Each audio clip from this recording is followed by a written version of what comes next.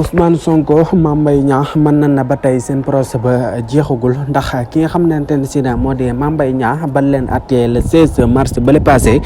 sanal leen atte woon ba daanoon ki nga xamante ne si moo di Ousmane Sonko ñaari weer source yu mu dul tëdd ak 200 millions Salam Mame Mbaye waxoon na day def appel boobee nag moom la ne jàppul le 17 bi nu jëm Salam sa jàpp li nga xam ne moom moo di appel di tombeek lundi fële sa tribunal ci Ndakaaru salal leen war a attewaay ndax loolee Mame Mbaye defaat appel dafa bëgg nag ndax ndàmpaay yooyee ñu ko xamal ka nag moom lañ la jox daf ko xeeb moom nag wa taxoon mu dugal li nga xamante ne si ne nag moo di appel pour bëgg ñu gën a xoolaat li nga xamante ne si na moom la ko ndàmpe ak daan yi war a daan ki nga xamante ne si na moom moo di président Ousmane Sonko ndax daanan ko yokkom duñ ko yokku ndax moom it bu sa jógewaatee ndax dina mën a éligible bokk si élection yi 2024 yi wala du si bokk boobale appel nag ñu si bëri ñu ngi koy taxeerlu di ko xaar ba xam naka la war a mën a mujjee si diggante Ousmane Sonko ak Mame Mbaye Niang